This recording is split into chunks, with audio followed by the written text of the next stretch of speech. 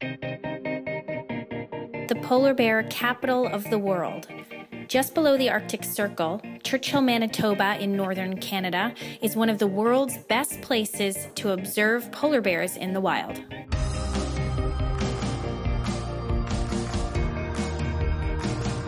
Hi, I'm Julia Diamond. I'm here doing an Arctic safari just a little bit north of Churchill, Manitoba in Canada.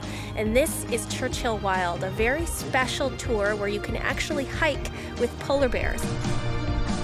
My name's Terry Elliott. I'm a lead guide for Churchill Wild that specializes in polar bear and beluga whale tours. Every year in October and November, an estimated 1,200 polar bears migrate to the shores of Hudson Bay River. There's a big bay in here called Button Bay. That fresh water kind of congregates here. Fresh water freezes before salt water. And so polar bears, they're able to get out onto the bay earlier here than anywhere else. Polar bears can weigh upwards of 1,600 pounds and are the largest land carnivores on the planet. Polar bears, they're looking for ice.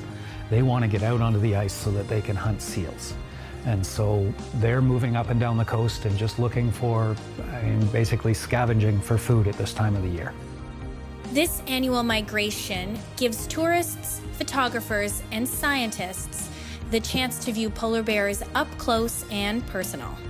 We have a lot of experience with bears, and we think that we can coexist with bears just by treating them with a lot of respect. It's the largest land carnivore in the world, and you always have to be careful. Complacency has just no place in our business. You always have to be on your toes and ready to react. We always travel as a group. Okay, there's safety in numbers. They're a big animal and they always look like they're just lumbering around, but they can move very, very quickly when they need to. You can kind of read their body language.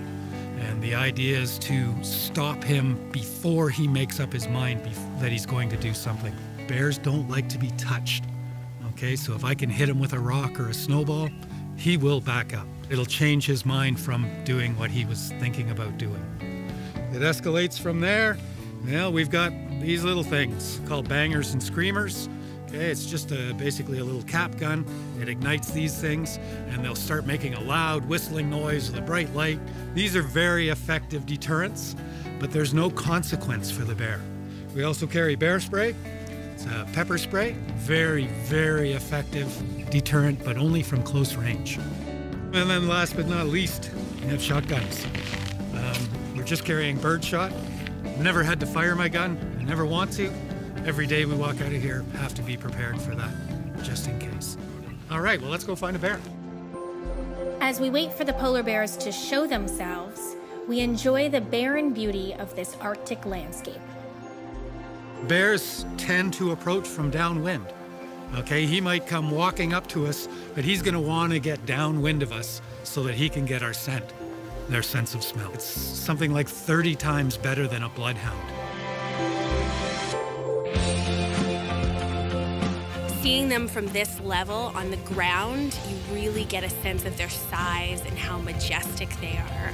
Now, in terms of finding them, you do have to walk quite a bit. You know, it is a walking safari, so there aren't bears everywhere, and you really have to work for it. But when you do see that bear, it's definitely worth the wait. Post-polar bear trek, we celebrate. In this festive atmosphere of shared experience, it's easy to forget the shocking truth. Global warming is one of the greatest threats to the polar bear population. As the sea ice goes, so does the polar bear.